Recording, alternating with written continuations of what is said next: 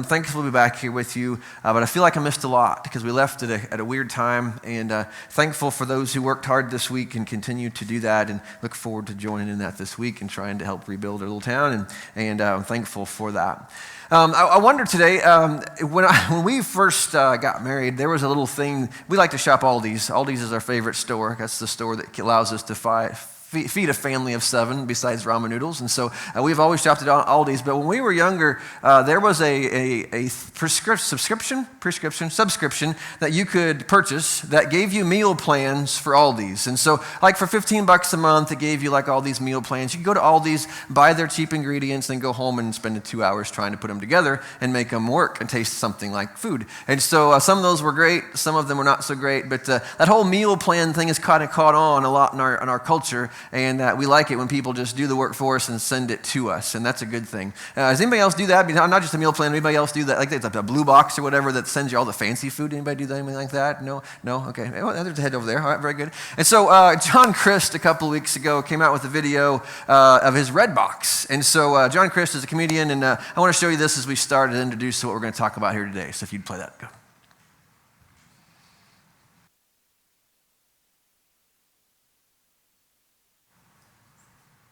Is my blue cord plugged in behind the computer? Yes? Well, very good. There you go. Gone a week, and his lame act still comes back from vacation the same way. So we'll work with that. Anyway, go online, watch John Christ's Red Box. Okay, that'll be a fun afternoon thing. We'll figure that out over break. Sorry, it worked earlier. I don't know. We'll figure that out. Anyway, moving right along. Forget that even happened, okay? And so what the point of that was is that there's those blue boxes that you can have dropped off at your door that are like fancy, vegan, all kinds of really good with fancy names. You got it now?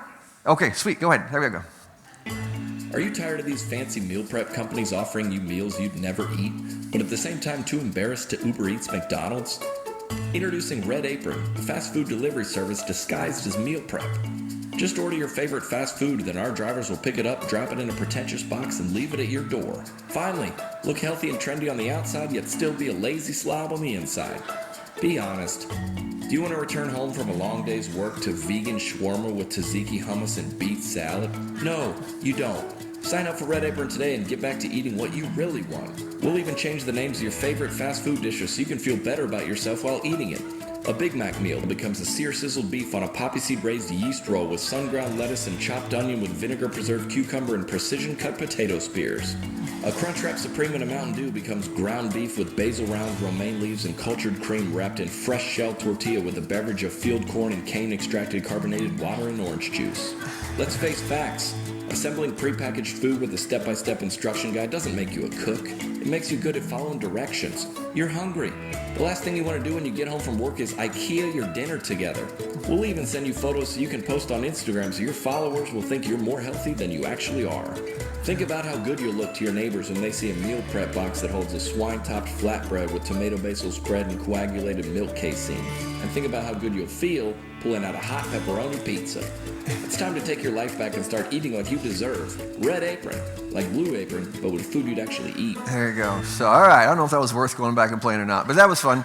I show you that video for several things. That touches on a lot of things that are probably true about our culture, the image that we like to project about ourselves. We like to let people think that we are doing something good and healthy for ourselves. Maybe we are, maybe we aren't. Maybe the value we place on convenience is certainly part of that. That is part of that trend. We love convenient things. But no matter how you package it, here's really what I want to talk on today and introduce the passage. If you have a Bible, I want to invite you to open to Luke 21, where we're going to be, which is kind of an unusual passage to jump into the middle of, but it's something that I've, to be honest with you, I've changed my sermon 3 times over the course of the week, and I had good intentions last week before a tornado hit town to have everything prepped before we left for vacation, and then tornadoes hit, and then if you've seen my office, you know there's nothing in there, which the running joke was after the tornado blew my window out and blew glass all over the room, they couldn't tell what was pre-tornado and post-tornado, so that my room is now completely cleaned out, and so I don't know if I'm going to leave it that way or not. I may just put 1 book a week back in my office and just see how that goes. In about 25 years, I'll have the rest of them back in there, and anyway, so that went well, and so I've changed this because I've wrestled with, I missed last week, and that was a week that a lot of you got together and you got to talk and got to kind of just reflect on the week. And so I've been doing that in my own head with my own family from far away this week. And so this kind of comes after a culmination of 2 or 3 things that I was going to do today that where we land here today. But I show you the video because sometimes the more preparation it takes, the better it is, right? While we joke about having McDonald's dropped off in a nice fancy box, it's still McDonald's, right? It's still not good for you. And that's easy, that's convenient. And yet, the good stuff in life oftentimes takes a little bit extra effort. The healthier you eat, the more it takes to prepare it, and the better off you'll be on the other end of it. And in the passage we're going to look at here today, I hope that if you'll stick with me with this passage, it's kind of a long passage, not a passage that you maybe think about, well, what do we do with that in post-tornado Eldon and mid-Missouri and flooding everywhere and just a lot of chaos and stress for farmers and all kinds of people that are just kind of on the edge a little bit, feeling that pressure. I think this passage speaks something to us because Jesus is going to talk about an unshakable thing in a world that is very shakeable. And I think you and I live in a community and communities and in a state and a part of the world where we've felt some of that shakeableness of life, if that's a word, that we all wrestled with that. We're all dealing with that feeling of which, man, things that I trusted on, things that I assumed, things that I thought would be there tomorrow, and yet you wake up the next day and those things are different, and that shakes up our confidence. It shakes up our emotions. We deal with fear, anxiety, with stress, with frustration. We deal with things that we weren't dealing with a couple weeks ago, and so I think the passage we're going to read here today, I think it speaks to that. Because if we set the context of where this passage comes from, Jesus is almost at the end of his earthly ministry. In just a few hours, 48 hours or so, he's going to be crucified. And so as someone who knows he's about to die, knows he's about to have his time come to an end with his disciples pre-cross, he wants to communicate some things to them. And this is one of the things that he communicates to them. And so the scene is this. Jesus is in the beautiful, ornate, enormous temple in Jerusalem, set on the Temple Mount. If you go to Jerusalem today, there's a Temple Mount there, no temple there anymore, but it was visible from far and wide. It was the center not only of Jerusalem, it was the center of Jewish life. Everything Jewish happened through and around and because of the temple in Jerusalem. And so Jesus and his disciples are near the temple. In verse 5 of Luke chapter 21, you find this people observing the temple and commenting on its beauty. So some of his disciples were remarking about how the temple was adorned with beautiful stones and with gifts dedicated to God. But Jesus said to them, "As for what you see here, the time will come when not one stone will be left upon another. Every one of them will be thrown down." It goes on to say, and they asked him, "Teacher, when will these things be? And what will be the sign when these things are about to take place?" And so we need to pause there and reflect upon when the disciples or anyone heard Jesus say, you know what, this beautiful temple that is so big, so massive, if you look at even the foundational stones that are still there today, they're just a massive structure. This is not something that's just wind blows down in a day. This is a massive structure, took decades to build and to beautify. And so when Jesus says, you know what, a day is coming when this thing that seems so unshakable is going to be completely destroyed. Not a stone will be left here on this Temple Mount. And of course that makes people ask questions. They think, oh, well, what in the world would happen to the world that would lead to the destruction of the temple in a way that there's nothing left? What in the world would happen that would cause that? And when will that be? And surely if that's going to happen, something big's going to happen before it to lead to that. And so it makes them ask questions because when Jesus says this is a building that in one shape or form or another, it's been a part of Jewish life for 1,000 years. Right? Now we live in a country, we have 250 years of history or so. We have no buildings that are even close to the equivalent of a building that's been around for 1,000 years. Now, sometimes the temple has stood brightly and been in beautiful construct. It's been useful. Other times it's been in disarray because of conquest and war. Other times it's been a very small version of itself, but it's been the hub of their life for 1,000 years since the time of David and before, even with the tabernacle. And so for them to hear Jesus say, a day is coming when this seemingly unshakable thing is going to be shaken away. that begins to make their minds flow and think about, well, what in the world would happen that would be like that? Well, the natural question is this. As we read the verses that follow, I just want you to go with me here. There's kind of probably maybe some different opinions on maybe what I'm going to say here, and that's okay. You don't have to agree with everything I'm going to say here to get the point of what I'm going to say. But everything that follows in Luke 21, everything that follows in the rest of this chapter is Jesus' answer to the question, when is this tabernacle or when is this temple going to get knocked down, and what are the signs of it? How do we know this is coming? And so everything that follows is the way I'm going to present this today. And that's okay if you don't agree with everything. That's fine. But from my perspective, I'm going to read the rest of this passage as if he's answering this question, because I think the text points in the direction that he is answering the question. Well, the tabernacle, the temple is going to get knocked down. No stones can be left here of this impressive structure. What in the world is going to happen that's going to lead to that? And so Jesus in the text that follows answers that question in a way that I hope is going to speak into our life about how do you deal with when the unshakable becomes shakeable, and how do you deal with the emotions and the situations that comes with that? And let me just give you the end of the story. If you fast forward from the mid-30s of the first century to the end of Jesus' life, and you fast forward to the year 70 AD, the temple in Jerusalem is destroyed.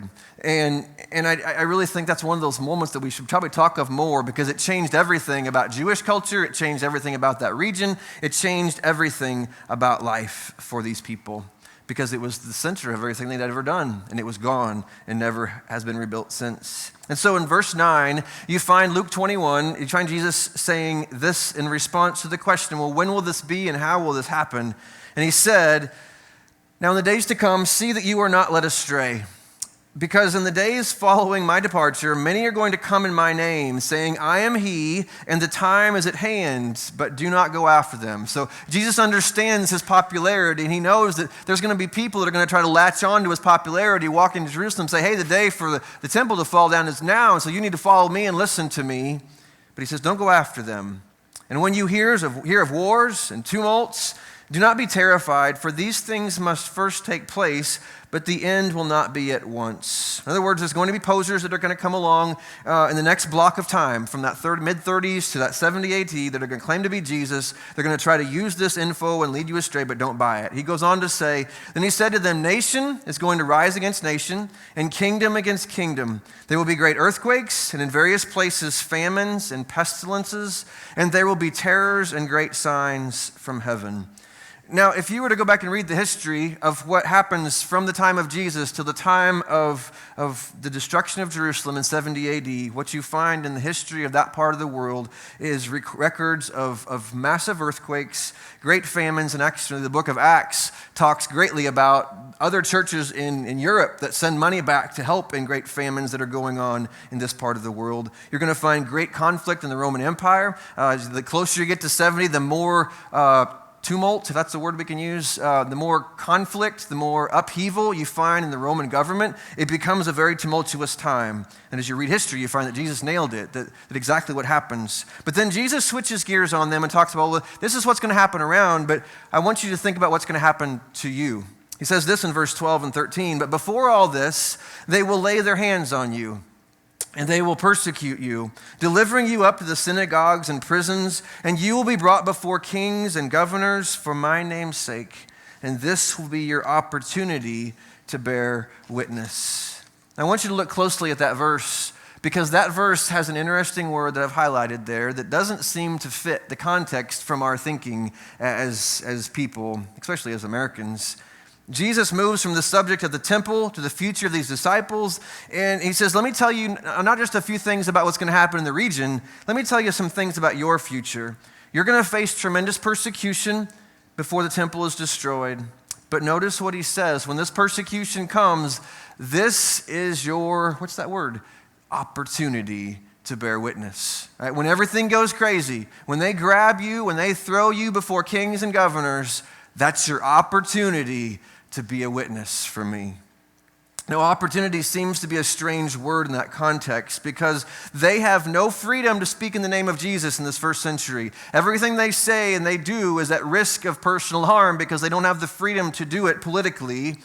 And so that challenges maybe you and I, even in the world in which we live, that as Americans, we assume that opportunity comes with religious freedom, and that if we don't have religious freedom, that we don't have opportunity to speak. And that's not a statement about opposing religious freedom. I love religious freedom. It's something we should love and preserve and protect. But to think that because I don't have religious freedom, I don't have opportunities, Jesus disagrees with that. Because he says, you're going to live in a world, there is no religious freedom, but you're going to have opportunities. When people are drugged before, when you're drugged before kings and princes and governors, and they start to ask you, tell me about this Jesus thing that you're living for, you're going to have opportunity to stand up and speak. And some of them, they may kill you. They may throw you back in jail for it. But the message is going to spread because you have opportunity in the midst of very hard things and hard circumstances to be my witnesses. And so he says to these people, this is, if you read the book of Acts, this is exactly what happens, right? Paul and Peter and others are led before all kinds of political people and led before powerful places. And each time they have an opportunity to be a witness for Jesus in places that you would never suspect them having opportunities to speak into because of the circumstances. And so he goes on in verses 14 and 15 to say, well, before you go to these important places to be my witness, I want you to think about something. He says, settle it therefore in your minds, not to meditate beforehand on how to answer, for I will give you a mouth and wisdom, which none of your adversaries will be able to withstand or contradict. Now, in 1 Peter chapter 3, verse 15, Peter reminds us that we should be prepared to give a reason for the hope that's within us. And so Jesus seems to not, I don't think he's contradicting that, but I think he's saying you're going to find yourself in some situations where you may not always know exactly the right thing to say. And in that moment, I want you to choose to trust me. Ask me for help. Because I will give you wisdom. I will give you a mouth to be able to speak the right things in the right times. And I don't think those are opposing verses. I think they work together. That when you're pretty good at preparing yourself and thinking through and knowing the story of the Bible and knowing Jesus, and all of a sudden you're in the midst of a ball game or you're at your neighborhood and you're just talking with your neighbor casually and your faith comes up. And you may not always have a pat answer to say. And that's that moment you say, God, I need you to help me to be able to say the right things in this moment, to be a witness for you in this opportunity.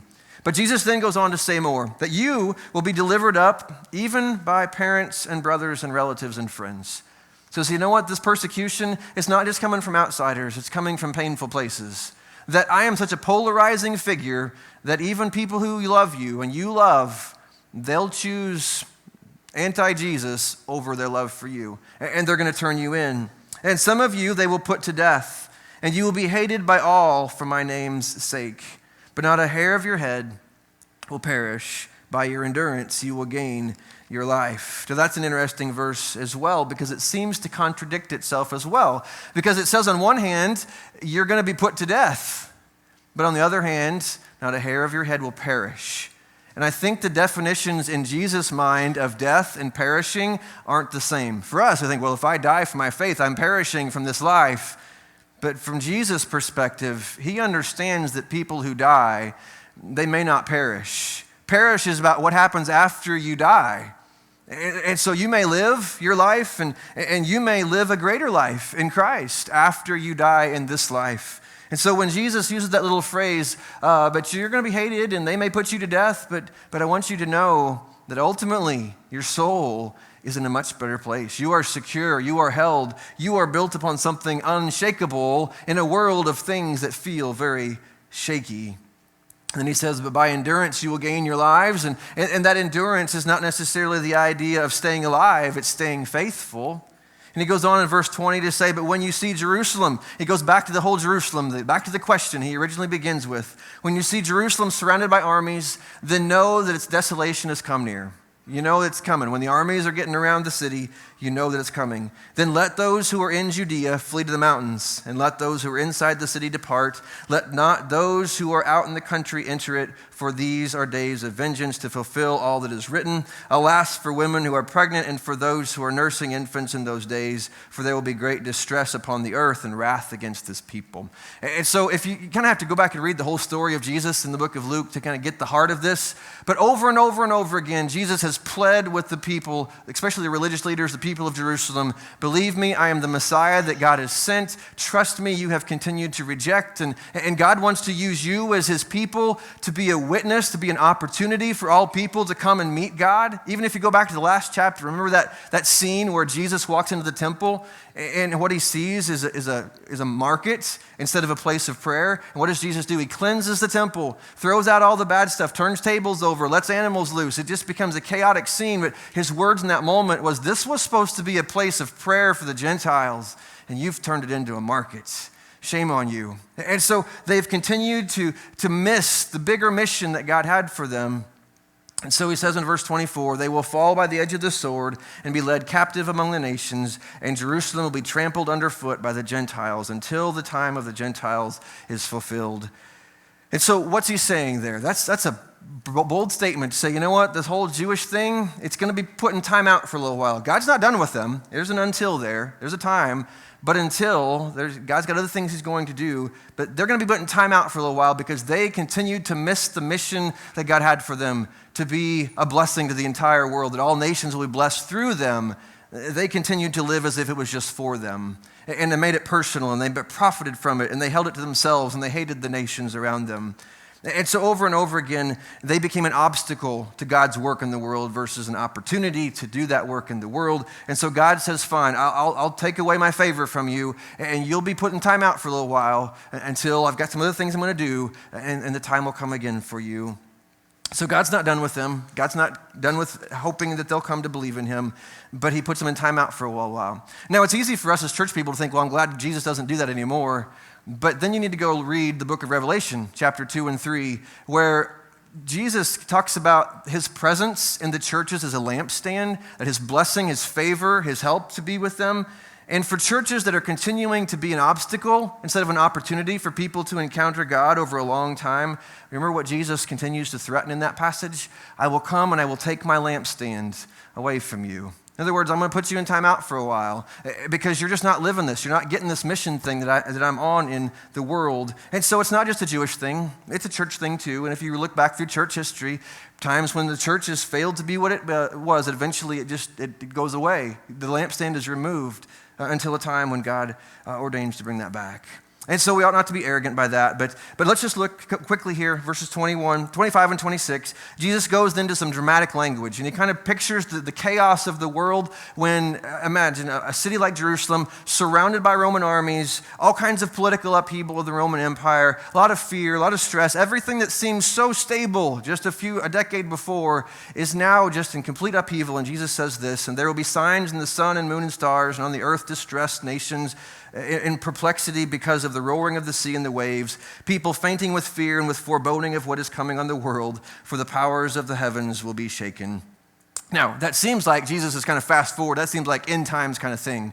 But what Jesus is really doing is he's going back to books like Daniel and a lot of Old Testament books and picking out metaphors and imagery that talk a lot about just a world in chaos, about what it's like to be when your world gets turned upside down. And I think that's exactly what he's doing. Now, maybe you've been in a meeting at work or something, and you leave that meeting and you think, man, that was a dumpster fire, right? Ever say that phrase? That was a dumpster fire of a meeting, right? There was literally not a dumpster fire in your meeting, I hope, but that's a metaphor that says, hey, that's a mess. There's chaos in that place. And that's kind of what Jesus is doing with these metaphors that go back into the books of Daniel and other places and just talk about this upheaval of the fear, the chaos that people are feeling. And then he says in verses 27 and 28, and then they will see the Son of Man coming in a cloud with power and great glory. Now when these things begin to take place, straighten up and raise your heads because your redemption is drawing near. Again, that's a picture from Daniel chapter 7 of God's justice, God's vindication. And really what it means, if you look at how history plays out through these first couple of 3-4 decades after Jesus, what you find is that following the fall of Jerusalem, a lot of people came to Jesus. You know why? Because Jesus called it. 33, 34, 35 AD, Jesus shows up and says, hey, this place is going to get knocked down. Chaos is going to ensue. And there's an early church father by the name of Eusebius who talks about how there weren't very many Christians who died in the fall of Jerusalem because they listened to Jesus. They saw Jesus. Everything he said, yes, he is the Son of Man. And he proved it again by calling the fall of Jerusalem. And many of them lived because of that, because they fled the city when they saw all these signs happening around them. And so if you're in the city, if you see this coming, what are you doing? You're freaking out, right? You're scared. You're not sure what to do. But see what he says to the people. He says, don't hang your head in fear, but straighten up, raise your head, because you know that your redemption is drawing nigh. You know that God is at work. Jesus has proved himself faithful, and you're one step closer to being with him for eternity. And so in verses 31 and 33, he just gives them a little warning, say, okay, between now and then, here's what I want you to do. So also when you see these things take place, you know that the kingdom of God is near. Again, it just confirms the idea that Jesus is still active and at work in the world. Everything he said was going to happen, happened in that first generation of believers. Truly I say to you, this generation will not pass away until all this has taken place. And heaven and earth will pass away, but my words will not pass away. And so that assurance, 30, 40 years after the time of Jesus' death and resurrection and ascension, just gave that first generation of believers an incredible boldness. And the Christianity exploded like it never had before because people realized Jesus called this. Jesus saw this coming. And if he was right about this, that just filled them with the boldness to go and to serve and to preach and to share and to be a witness in a crazy, shaken up world. And so finally he gives them a warning in verse 34, but watch yourselves in the time being. Watch yourselves lest your hearts be weighed down with dissipation and drunkenness and the cares of this life, and that day come upon you suddenly like a trap. In other words, don't fall asleep at the wheel here, for it will come, in verse 35, for it will come upon all who dwell on the face of the whole earth. But stay awake at all times, praying that you may have strength to escape all these things that are going to take place and to stand before the Son of Man. So pray that you'll stay awake, that you'll have strength to stand, because life is hard. Life lulls you to sleep, and we kind of get lulled into a false sense of security. And so I just want to give you 3 statements. I'm not going to talk long about them because I think the whole story leads to them. And it all has to do, again, back to our point of we live in a community that has felt things that we thought were very steady and safe, but all of that kind of has felt unsafe and unsteady and shaken. And so I have a big statement here. You want to write this down and probably read it slowly to yourself because I don't know if it's a proper sentence or not, but I'm going to put it on the screen anyway, all right? It says, there are times, number 1, there are times when there are things that we think are unshakable. There are times when there are things that we think are unshakable and they are shaken, so that which is unshaken may be revealed. Okay, that's why I put it on the screen, because I'm going to mess that up every time I say it. You see that? There are times, Jesus says, this temple thing, this whole mount, to look at it, you think, there's no way that would ever fall. No way that would ever come down. But there are times when there are things that we think are unshakable that God allows to be shaken, so that which is unshaken, the kingdom of God, our faith in Christ, our ability to find help and strength and to stand and lift our heads again, based upon a life built on Jesus and the rock that he is, that which is unshaken may be revealed. And so as things in the world, a kingdom like Jerusalem, a kingdom like Rome, which it was at this time was in great political upheaval. Nero killed himself in 68 AD, just a few years before Jerusalem falls. And there's just a succession of 4 or 5 emperors. No one's happy. They don't know what's going on. There's all this turmoil and upheaval. And it's just crazy, both in Jerusalem and in the whole kingdom. Things that seem so stable and unshakable are now shaken, so that the unshakable, which is the kingdom of Christ, the kingdom of heaven, may be revealed. And people turned away from shakeable things, and they turned to see Jesus. And so when you and I live out our life, we've been reminded in the last few weeks, and we continue to be with every little news report that comes along, that man, things that I gotta be careful. What am I labeling unshakable in my life? Is it my security, my life, my home, all those kind of things that at one point I would say, man, that's an unshakable thing.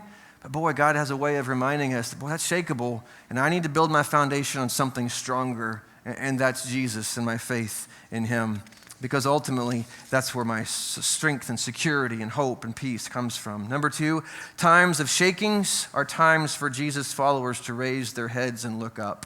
I love that part of this passage where Jesus says, hey, when everybody's going crazy, when everybody's got their head down and they're afraid and they're terrified and they're frustrated and the world's falling apart around them, it's time for people who have their feet built upon a firm foundation of faith in Jesus Christ, not to cower in fear, but to stand and lift your head and say, I believe and I know something stronger than all this stuff that's fading away around us. And that's why faith matters so much in a moment like this, because times of shaking are times for Jesus followers to raise up their heads and to look up and to see, you know what, there's something bigger than all this shakeable stuff around me. And number three, in times of peace, when we're waiting for those shakeable moments to come, times of peace are times for Jesus followers to stay attentive to what matters most.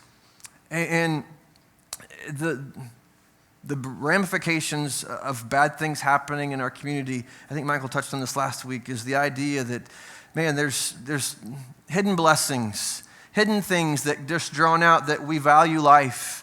We value each other in a deeper way after you see some really bad thing happen. And it's just, we need those reminders sometimes to come and to realize that, you know what, I'm just distracted. I'm putting a lot more emotional energy into things that don't matter. And then there's a focus that comes when tragedy comes that we drop. I don't know what your schedule was for a week ago Thursday after the tornado hit, but I had things I was going to do, but all of a sudden, the things that mattered most quickly came into view, and those things fell away. And so the same is true in our life. And so I share that passage to try to make a parallel here and just simply ask us the question, on what am I building my security? On what am I building my life? On what am I trusting in to save me? On what am I trusting to deliver me and to bring me hope and security and peace? Am I trusting and leaning into shakeable things? Or am I trusting and leaning into the unshakable one, who is Jesus, who through his life and through his death and through his resurrection and through even his faithful promise, he has shown us that what I say I will do, what I say will happen. And so another day is coming. And Jesus says, be ready for that day too when I come again. And little things like this give us hope and encouragement to say, hey, Jesus was right about Jerusalem, and I bet you he's going to be right about the end as well. And so you and I have an opportunity today, simply in this moment of worship, to say, God, this is the place I want to build my life upon. I want to build it upon Jesus and my faith in his risen and victorious life, because he is unshakable. Tornadoes don't take him away. Floods don't destroy him. The uncertainty of health or business or life or money or relationships, all that stuff is shakeable. It's good and it's fine, but it's shakeable. I need something unshakable in my life, and that one is Jesus. So may we trust in him today.